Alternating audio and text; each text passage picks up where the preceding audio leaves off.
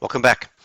This video we're going to go over the challenge exercises for Chapter 9, which deals with uh, the cash flow budget and how to set that up. So this first problem, Martin Company expects to have a cash balance of $135,000 on January 1st, 2020. The relevant monthly data for the first 2 months of 2020 are as follows.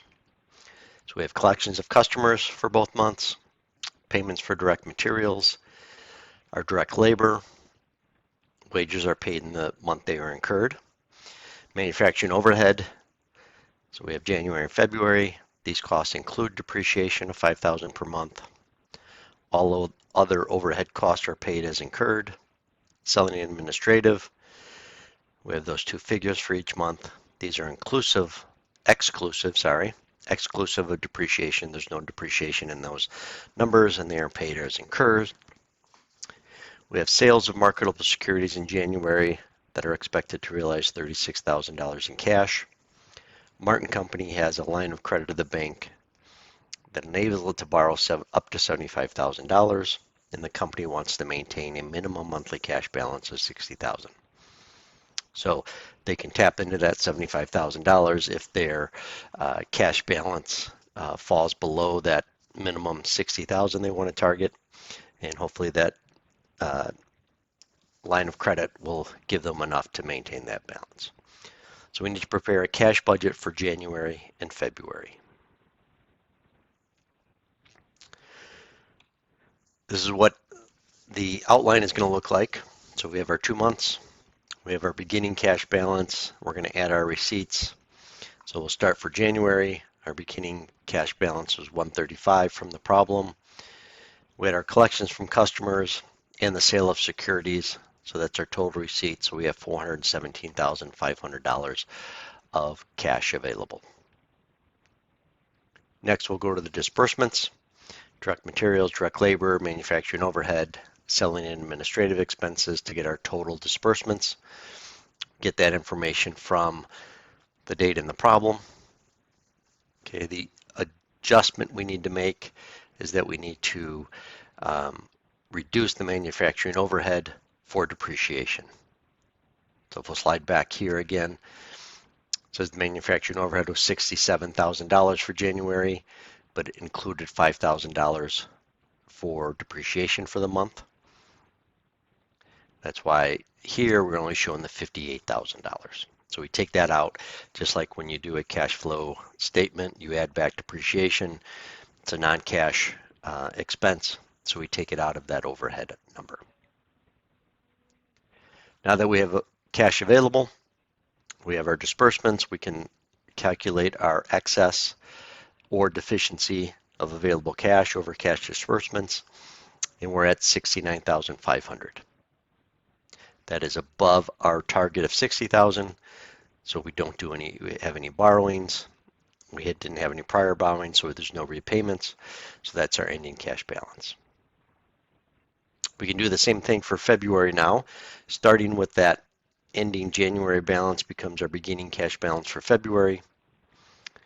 We have our collections from customers that they gave us, the $435. We did not sell any securities in February, so our available cash is $504,500. Again, look at our disbursements, add back the $5,000 of depreciation on the manufacturing overhead compared to what was given in the problem, and we see that our disbursements are $505,000, which is $500 more than our available cash. So we have a deficiency of $500,000, which means we need to borrow $60,500 from our $75,000 credit line in order to maintain our $60,000 ending cash balance. Next, the Chief Financial Officer feels that it is important to have data for the entire quarter, especially since their financial forecast indicates some difficult economic periods in the coming year. Great idea to do it for the quarter. A lot of times companies are measured on the quarter as well as monthly, so I think that's a great idea. For the March data, we have collections from customers, payments for direct materials, the wages paid for direct labor, our manufacturing overhead. Again, they give us the number including depreciation of 5,000. We have selling and administrative expenses, no depreciation in that number, so no adjustment needed. And it says that we have marketable securities of $50,000 that can be sold if needed for additional cash. So we're going to prepare a cash budget for March, assuming we do not sell the marketable securities. Then we'll look at what is the maximum amount the company can borrow during March. Does it provide the company with adequate ending cash balance? How much does the company need to borrow if the marketing securities are sold? And then comment on the status of the company's cash budget. So we're going to take what we did for January and February, just add in the March column. So we'll start with the balance of 60,000 that we ended February with, drop in our cash collections, put in our cash payments. Again, the manufacturing overhead we're going to reduce by the $5,000 of depreciation. And this is what that looks like.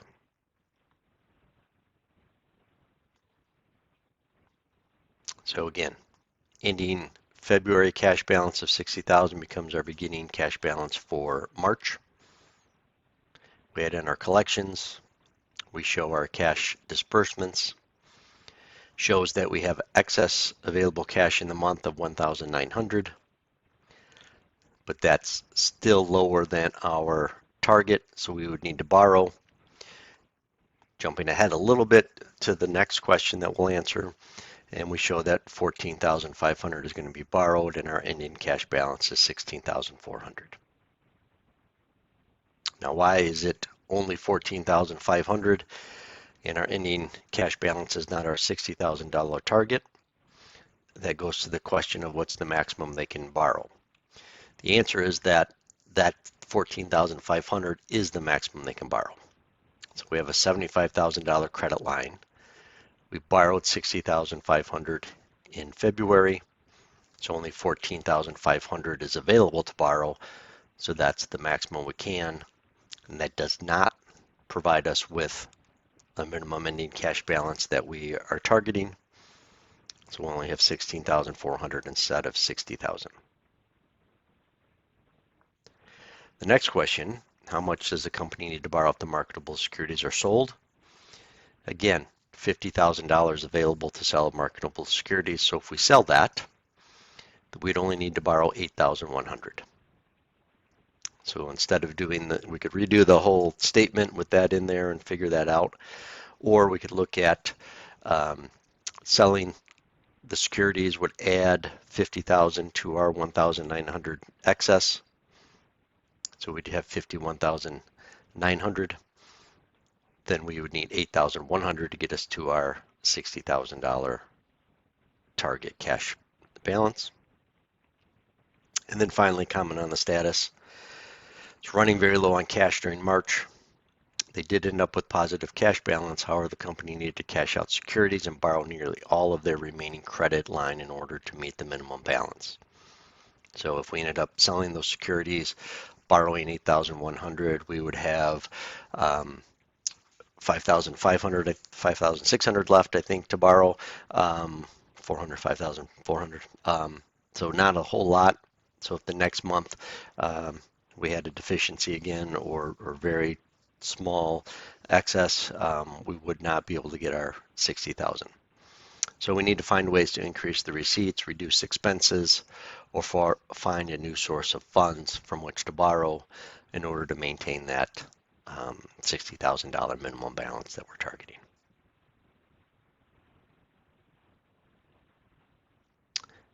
Now let's look at the second challenge exercise. This is Moorcroft Company's budgeted sales and direct materials purchases are as follows. So we have sales for April, May, and June. We have direct material purchases for April, May, and June. And we have some additional information. Our sales are 40% cash, 60% credit.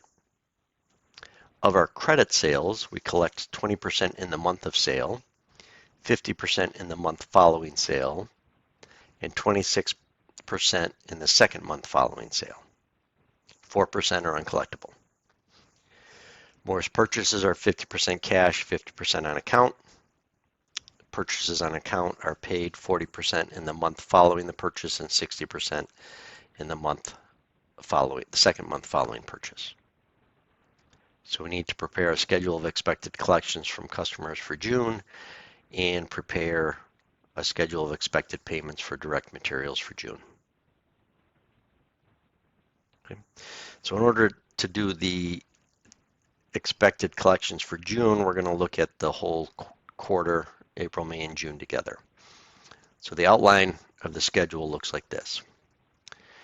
Our columns are the sales. Our April, May, and June are the months that we're going to look at our collections. The rows down are the sales months, April, May, and June, and then the total collections. So we'll start by dropping in our sales. So this is the sales from each month from the problem. Now we'll look at April collections. Remember we said that 40% of our sales are in cash, 60% are in credit.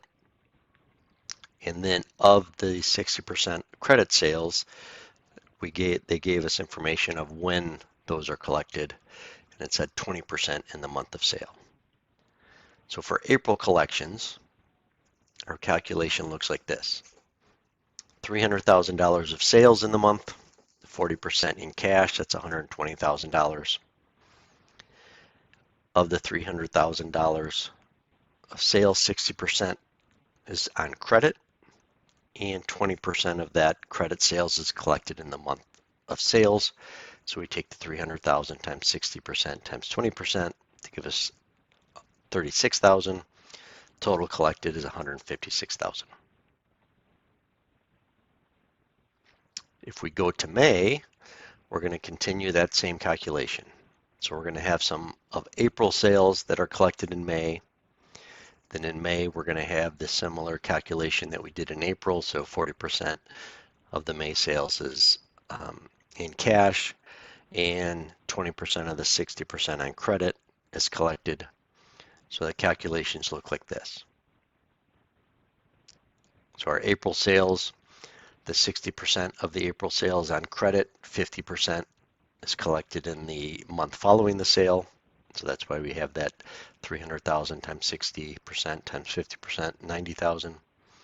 And then the May sales, we repeat that calculation we did for the April collections on April sales, but using the $320,000 of May sales, 40% in cash, 20% of the 60% in credit collected in that month. So we have 256,400 collected in May. And finally, our June sales, which is what we're trying to figure out. We have 3 months of sales that we're dealing with. We haven't collected all of April yet. So we have 26% of April credit sales. We'll have 50% of May credit sales, 20% of June credit sales, plus the 40% of June sales that is in cash. And if we add that to the schedule, we see that our total cash collections in June, $335,000, 200. Now we'll move on to our expected payments for our direct material purchases. Again, we'll start with the outline of the schedule. Again, instead of sales, we have purchases and the months going across, and then each month and then total payments. So if we drop in our purchases for each month, 45,000 for April, 54,000 for May, 60,000 for June. If we look at the April payments, remember we have 50% of the purchases are in cash, 50% on credit. So April we have just 50% of that 45,000, 22,500 is what we're going to pay in April. The remaining 50% gets paid off over the next 2 months. For the May payments, we look at the May purchases and then part of the April purchases again. So April purchases, 50% is on credit, and we pay 40% in the next month. So we have $9,000 paid in May on the April purchases. The May purchases, we're just taking the 50% that we paid in cash, so 50% of 54,000. And then for June, we'll do the same thing. We'll have April, 50% of the April purchases, 60% of that is getting paid off in the second month, which is June, so 13,500. The May purchases, 40% of the credit sales, or the credit purchases, sorry, is paid in the next month, so which is June, and then the June purchases of 60,000, 50% paid in cash. So that's our schedule of expected payments for the 3 months, April, May, and June. Now, Moorcroft's assistant controller suggested that Moorcroft hire a part-time collector to encourage customers to pay more promptly and reduce the amount of uncollectible accounts. Sales are still 40% cash for 60% credit, but the assistant controller predicted that this would cause credit sales to be collected 30% in the month of the sale, 50% in the month following, and 18% in the second month. So we're increasing the amount collected sooner, and only 2% are uncollectible. So we need to prepare a schedule of expected collections from customers for June. How did these changes impact cash collections? Would it be worth paying the collector $1,000 per month? And then next, the assistant controller also suggested the company switch their purchases to 40% cash and 60% on account to help stretch out their cash payments. No additional interest charged to do this, and Moorcroft is still paying their bills on time. There is no change to the company's payment pattern. So the same percentages of the credit purchases are paid off the same. Prepare the schedule of expected payments for direct materials for June. How did these changes impact cash payments for June? Okay. So we'll go back to the collections. So now we've got 30% of the 60% credit sales collected in the current month. So 174,000 for the April sales. We would continue that calculation like we did previously for the May and June collections. Again, changing our collections patterns for our credit sales. And then we can complete our payment with the new assumptions of when, how much we're paying in cash and how much is on credit. So going from 50-50 to 40-60, cash to credit. And that's what that looks like. Now the question asks, how does that impact our June collections? Is it worth paying the collector $1,000? So here's the numbers from the prior schedule. You can see we're significantly increasing our cash receipts each month. And if you look at June, we'll go from 335 to 343, almost $8,000 more collections in the month. Definitely worth $1,000 in my opinion to hire that collector and get those collections. Now if we look at the prior schedule numbers for the payments, not as clear of a picture. So less payments, of course.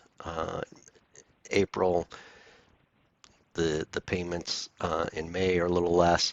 But if you look at June, which is really, since we didn't carry over our first quarter payments and collections, so we really need to look at June to see the whole quarter. It's roughly $1,000 less payments. Not necessarily a significant amount. And when you get into change in how you pay your vendors, you sometimes get a little bit less service. kind of, they may, um, not that they're trying to pick which customers to use, but they may go with customers that pay them more quickly and that type of thing, and you may get some service issues with doing that, making them upset for not getting paid. So if it was more significant change, maybe we do it, but I would recommend not necessarily changing our payment schedules at this time. So that's it for the challenge exercises. As always, reach out if you have questions.